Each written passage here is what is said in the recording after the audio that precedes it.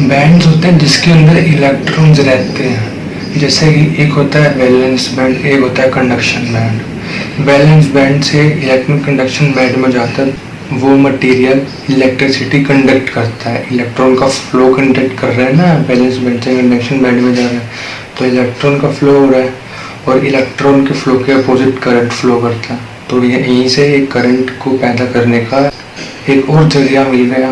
तो बात आती है वैलेंस बैंड और कंडक्शन बैंड दोनों होते ही क्या हैं। तो बात शुरू होती है इलेक्ट्रॉन्स से। कोई भी एक एटम है तो उसके अंदर एक ऐसा इलेक्ट्रॉन प्रेजेंट होता है। किसी एटम में 2 इलेक्ट्रॉन होते हैं, किसी के अंदर 1 होते हैं, किसी के अंदर 8 होते हैं, किसी के अंदर 24 होते हैं, बहुत इलेक्ट्रॉन होते हैं। तो फिर हमें कैसे पता चलेगा कि इस एटम में कितने इलेक्ट्रॉन हैं। वो एक आता है पीरियोडिक टेबल, उसके अंदर सारे एटम्स के इलेक्ट्रॉन्स लिख रखे होते हैं, कितने उसके अंदर इलेक्ट्रॉन्स हैं, कितने प्रोटॉन्स हैं, कितने न्यूट्रॉन्स हैं। प्रोटॉन और न्यूट्रॉन जो होते हैं इन दोनों का मास सेम होता है, इलेक्ट्रॉन का मास अलग होता है, लेकिन इलेक्ट्रॉन और प्रोटॉन के ऊपर जो चार्ज होता है ना वो दोनों सेम होते हैं। तो एक थ्योरी आई मॉलिक्यूलर ऑर्बिटल थ्योरी, MOT। तो मॉलिक्यूलर ऑर्बिटल थ्योरी ने हमें क्या बताया कि किसी भी हम एटम का ऑर्डर ऑफ बॉन्ड बता सकते हैं, ऐसे कि 2 डबल बॉन्ड है, सिंगल बॉन्ड है, ये सब बता सकते हैं। और हम मैग्नेटिक मोमेंट भी बता सकते हैं।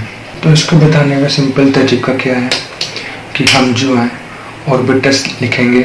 जैसे हाइड्रोजन का लेना है तो हाइड्रोजन के एटम के अंदर एक इलेक्ट्रॉन होता है तो उसका वो लिखेंगे 1 इलेक्ट्रॉन, और दूसरे हाइड्रोजन एटम का भी सिमिलरली हम 1 इलेक्ट्रॉन लिखेंगे और फिर उनका सम अप करके ऐड करेंगे। मैं दिखाता हूँ कैसे करेंगे।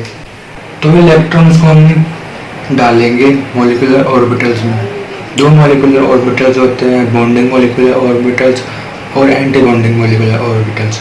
सबसे पहले फिलिंग होती है बॉन्डिंग मॉलिक्यूलर ऑर्बिटल्स में। तो ये जो है स्ट्रक्चर होता है बॉन्डिंग मॉलिक्यूलर ऑर्बिटल्स और एंटी बॉन्डिंग मॉलिक्यूलर ऑर्बिटल्स को दिखाने का। नीचे वाले जो है वो बॉन्डिंग मॉलिक्यूलर ऑर्बिटल्स हैं और ऊपर जो है वो एंटी बॉन्डिंग मॉलिक्यूलर ऑर्बिटल्स हैं। बॉन्डिंग मॉलिक्यूलर ऑर्बिटल्स को दिखाते कैसे हैं, तो बॉन्डिंग मॉलिक्यूलर ऑर्बिटल्स को सिग्मा 1s से दिखाते हैं। यहाँ पे 1s इसलिए क्योंकि हाइड्रोजन का जो लास्ट इलेक्ट्रॉन है वो 1s में है, इसलिए 1s इलेक्ट्रॉन आ रहा है यहाँ पे। और यहाँ पे बॉन्डिंग मॉलिक्यूलर ऑर्बिटल को सिग्मा 1s से दिखा रहे हैं और एंटी बॉन्डिंग मॉलिक्यूलर ऑर्बिटल को सिग्मा स्टार 1s से बता रहे हैं। तो यही बात आ जाती है कि हमने जो अभी एक एटम को देखा है, अगर 2 एटम, एक मेटल के अंदर तो बहुत सारे एटम्स होंगे ना, एक एटम तो नहीं होएगा, तो इसलिए 2 एटम को अगर हम कंसिडर करते हैं तो उनका बॉन्डिंग मॉलिक्यूलर ऑर्बिटल और anti bonding molecular orbital structure कैसे दिखेगा वो दिखाता हूँ मैं आप लोगों को। इसके लिए थोड़ा सा ट्रिकी सा है, मतलब दिमाग खोलने वाली बात है, दिमाग खुल जाएगा इससे और आपको अच्छा भी लगेगा मेरे अकॉर्डिंग से। तो इसके अंदर आप लोग देख सकते हैं नीचे वाले जो है 2 बॉन्डिंग मॉलिक्यूलर ऑर्बिटल है, क्योंकि इसके अंदर जो है 2 एटम पार्टिसिपेट करेंगे। सिमिलरली अगर 3 एटम पार्टिसिपेट करेंगे तो हम इसका ऑर्बिटल स्ट्रक्चर कैसे दिखाएंगे वो देखो। तो इसके अंदर देखो फ्रेंड्स, इसके अंदर नीचे जो है 3 बॉन्डिंग मॉलिक्यूलर ऑर्बिटल्स आ चुके हैं। सिमिलरली अगर हम n नंबर्स के देखेंगे, 3 हो गया ना, 4 5 6 7 ऐसे देखेंगे तो नीचे बढ़ते रहेंगे मॉलिक्यूलर ऑर्बिटल्स। तो एक टाइम ऐसा कर सकते हैं कि हम n नंबर्स ऑफ मॉलिक्यूल के देखते हैं तो कितना होएगा इसके ऊपर। तो नीचे वाली लाइंस को आप लोग देख सकते हैं, इसको हम वैलेंस बैंड कहते हैं। जो बॉन्डिंग मॉलिक्यूलर ऑर्बिटल्स की जो लाइंस बनी है उसको वैलेंस बैंड कहते हैं। और similarly anti bonding molecular orbitals की जो लाइंस बन रही हैं, मैंने दिखाया ना, कंडक्शन बैंड बोलते हैं।